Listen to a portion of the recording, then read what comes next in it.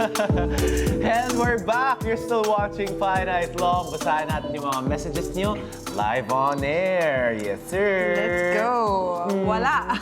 Hoy! Grabe naman. Okay, sa live chat muna tayo. Hindi, ito sabi nila,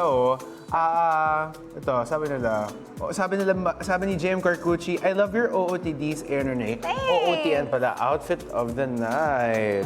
Yes, ano pa ba sabi? Ha?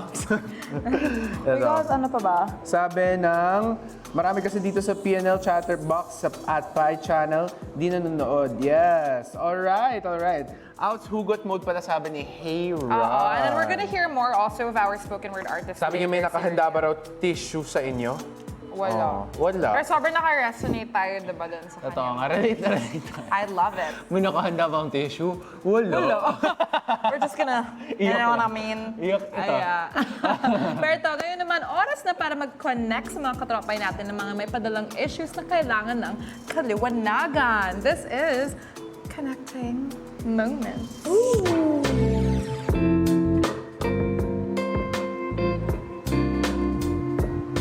Basahin na natin ang mga padala ng ating mga katropay na problems. Problems? Meron ka bang Ito, sabi, feeling ko talaga hindi straight yung little sister ko at naiirita siya pag pinipilit siya ng parents namin to do girl things. How can I help her na medyo paluki? Oh my gosh.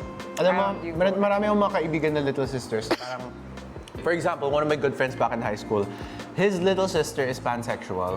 Okay. So she doesn't conform, she doesn't really look into the gender of other people. Tapos siya din, parang naiisip na niya na she could either go between masculine or feminine. Ang nagagawa niya in order to support is, pinapakausap niya ako sa kanya. Really? Oo, pinapakausap niya ako. Kasi parang gusto niya na makasalamuha siya ng mga iba't ibang tao who are experiencing the same things and same problems. Kasi siya, as a straight boy, paano naman magiging, how can I resonate with my sister who's experiencing these types of things, diba? Yeah. Kaya, ang akin lang din is, try to at least monitor mo man lang if she's hanging out with people who she can be more open about this. Kasi syempre, it's hard with the relationship between the parents and the mismo. Kasi yung sibling, they can only do so much. Diba? They can tell their parents, they can do this to them. Pero yung parents, sa sarili nila magdedesisyon if they want to openly accept their daughter like that. Ang masasabi ko lang din is, pwede ka naman, you can tell your parents about din na, ito kasi little sister ko, pero yun nga, medyo hindi nga siya out, diba?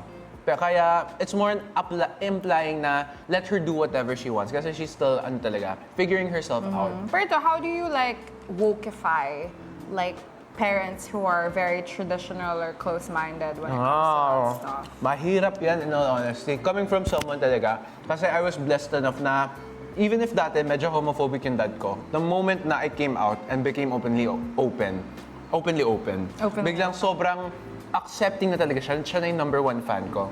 Ang masasabi ko lang talaga is, it's either time will tell, because time can prove to them na, we are more than what our gender is. Kasi yung nakikita kong problema ng mga close-minded parents, they have this certain notion of what is good, what is bad, what is right, what is wrong. And as much as it's updated, that's how they are accustomed to. Yun yung realidad nila. And they are projecting it in a way na yun yung realidad, yung magiging realidad ng anak nila. Kasi it comes from a place na yung panahon nila, inaatake, pina-persecute at ginajudge yung mga kakaibang tao. Yung mga baklang na iniisip nila parlorista lang, na mga comedian lang. Yeah. Yun yung iniisip nila magiging future ng anak nila because that's how they grew up. The way I did it is I showed them that there is an entirely different world and entirely new world that's accepting of us. Diba? Kuwari right now as a content creator, my main focus is being masculine, tapos being feminine, Yeah. diba? Kaya yung nakikita nila, as long as I'm safe, I'm happy, I'm earning my own money, yun yung naging importante sa kanila. And that's how they became more and more accepting. Kasi regardless of if they're your parents or not, they're still your parents and they still love you. Yeah. Diba? It just takes time na lang talaga and effort. Alright. Ayan. Hope that helped you. Pero no. Next issue. To. Ilang beses na ako nagko-cover ng shift ng pinsan ko sa work namin tuwing absent siya. Nahihiya lang ako kasi nakikitara lang ako sa kanila, pero paano ko siya pagsasabihan tungkol dito? Shift sa trabaho. Yeah, I feel like that's where it becomes hard kasi Family and work. especially in the Philippines, sobrang uso sa atin yung utang na loob. Na minsan it's hard for us to set boundaries, it's hard for us to stand up for ourselves because wala, may utang na loob tayo. So kahit, for example, yung pakikitira mo sa bahay niya, wala namang kinalaman yun sa kaya ka lang naman tumitira doon is because you're covering shifts. I'm sure that's a whole different setup, diba?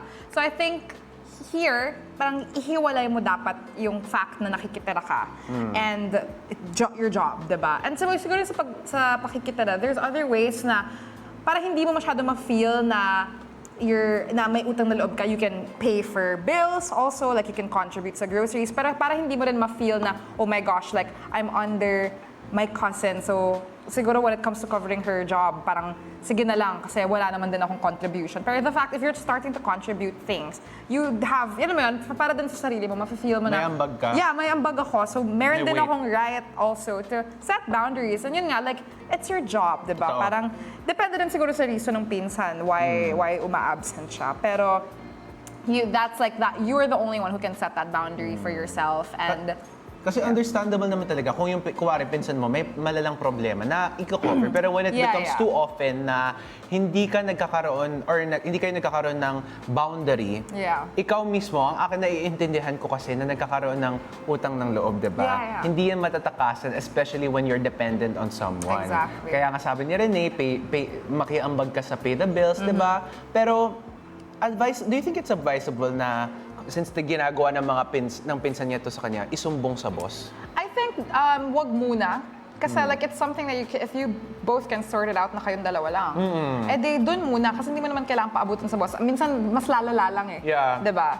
Pero if talagang she's not taking her work seriously anymore and you can tell, or she's taking advantage of you and in a professional setting, and kinausap mo na siya at wala pa rin nangyari, then maybe that's the time you can talk to your boss about it. Pero definitely dapat dumaan muna sa kayo lang. Mag-settle sa inyo. Kasi it can be settled between you guys lang muna eh. Yeah. Oo. Ang masasabi ko lang din talaga is, as much as possible, try to be more independent in a way. And lastly, set your own schedule. Kasi sasabihin mo, kuwari, tatanungin sa'yo, pwede ka ba sa date na to? Sabihin mo, ay hindi pwede, may gagawin ako. You set your personal boundaries for yourself. As much as you are dependent to him or them, ang gagawin mo is, I have my own life naman din talaga, which is very understandable and That's valid. true. I can't go because this. It's simple as that. Exactly. Pero sana nga talaga na maging mas open kayo sa communication with each other. Kasi that's how you will be able to solve the problem. And it's gonna be hard to live together if you're not communicating properly, diba? So communication in any kind of relationship is the most important thing. Yes, as we always say here in PIEnalo. Yes. Alright, next connecting moment. Yeah, ito, 3 months pa lang kami ng girlfriend ko at medyo na-spoil ko siya dahil sagot ko lahat ng labas namin. Kaso, ang mamahal na ng lahat ngayon, paano ko siya tatanungin na makiambag naman siya sa dates namin? It's like the question sa TikTok na parang sa first date ba, magka-KKB ba kayo? Diba? Yeah, I think did we talk about that? I think yung stand ko dun sa who pays for the first date, kung sino yung nagaya, siya magbayad. Ang masasabi ko lang para dito is, if siya ine-expect niya na ikaw maging sugar daddy niya, that's not a mutual relationship unless na-establish yun, diba? Yeah. The basis of your relationship is not because nandilibre ka parate, it's because ina-oblige mo sa sarili mo na manlibre siya. Pero, it's hard kasi in a way na I understand na nakasanayan na yung girlfriend niya na siya nagbabayad. Yeah. And it'll be such a giant shift na biglang, pwede ka makiambag dito. Yeah. Kasi baka isipin ng girlfriend, ay, si Pipay naman na to. Yeah. Ang ma-advise ko, kunwari, you buy tickets for a movie. Sabihin mo, I'll pay for tickets movie. Libre mo naman ako dito sa drinks natin. Yeah. Ganun. Slowly but surely, i-imply mo sa kanya na this is our relationship na both of us have to ambag either emotionally and financially naman din. Kasi ako, hindi na ako naniniwala sa the guys have to pay for everything na eh. Actually, mas nakaka-turn on nga pa para on my perspective, if the girl takes initiative, o sige, I'll pay for our dinner tonight. Yeah, Diba? that's true. Kasi nga, it's a relationship. It takes two to tango. So, it has to be a give and take thing. Hindi pwedeng take ng take lang. Pero yun nga, I feel like kasi siguro you set nga that expectation una pa lang. So, nasanay nga talaga yung girlfriend mo. Kasi syempre, yun yung minsan mahirap kapag nangliligaw, right? Like, kasi everything, you pay for everything. So, parang syempre, the girl will expect na, okay, this is, kasi basically, when you're making ligaw someone, parang sineset mo yung tone na kung paano kita aalagaan. So, now that you guys are together na, the girl is expecting na how you were when you were courting her, ganun pa rin. Alam mo, ito sinabi ng straight na friend ko talaga, na when it comes to guys, ang ginagawa ng guys is yung pagsuyo, and that's how they show their affection. And yung main take ko galing sa straight guy friend ko was, parang yung ina-expect nilang, hindi nila ina-expect yung same level of affection na binibigay nila, yung pang suyo, kasi nakikita nila na girls reciprocate in different manners. Diba? Pero yung sinabi nga, yun na makaka-turn off sa isang babae is kapag you're doing this type of thing tas hindi ka consistent. The moment you stop being consistent with this one thing, it'll change na kaagad. And tapos ito naman, tsaka syempre naman, if you just talk about it with her, malay mo, papayag naman talaga. She's just waiting for you also to maybe say something. Diba? But yeah, again, communication is key. It's something you can tell her. Like, maganda nga like what Aaron said, na parang pasimple-simple. But if it comes to the point na talaga na parang hindi na, you can just tell her kasi you guys are in a relationship naman, and it's better to just be straightforward than to sugarcoat it and say something else na, you know, that misses the point of what you're actually wanting to tell her. And in all honesty, kung sabihin mo man sa kay ate girl na to na, uy, pwede makitulog ka sa or imply mo man lang, tapos sasabihin niya, hindi, ikaw na nga magbayad nito, ako yung babae.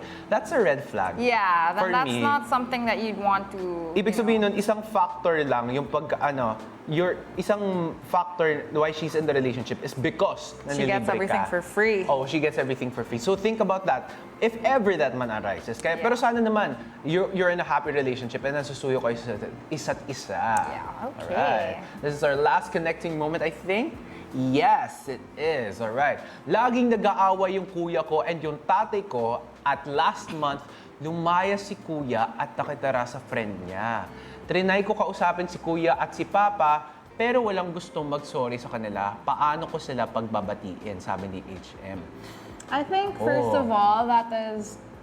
I Mahirap. understand that it's your family and you want to help as much as you can, but sometimes there are certain problems or certain fights that are out of our control. And especially in this situation, it doesn't look like involved ka naman talaga. So I think the best thing you can do is, you can, of course, minsan you can middleman, pero minsan, you have to let them heal on their own. And let it solve it. Not naman solve itself, diba? Pero you can talk to them. Paminsan, alam mo, relay messages yun nga, mag-middleman ka. Pero there's only so much you can do, especially if you're not really a big part of the fight. And just allow them nga to, you know, to settle in their own time. And eventually, syempre, ang pamilya, hindi naman yan forever ganyan, diba? Eventually, magbabati. May mga ilan nag-aaway for years on end, pero magbabati. Ang akin, since they're two guys talaga, they're not very confrontational when it comes to having conversations. Nakakasanayan kasi yung mga guys, sinaset aside lang nila yung mga problema and then they just shelf it. Pero ang masasabi ko lang talaga is, just like Renee said, hindi mo obligasyon na ipagbatiin sila. Just convey your emotions as much as you can to them individually. Nasasabihin mo, I am feeling this type of way na aapekto ako dahil ganito ang relationship ninyo.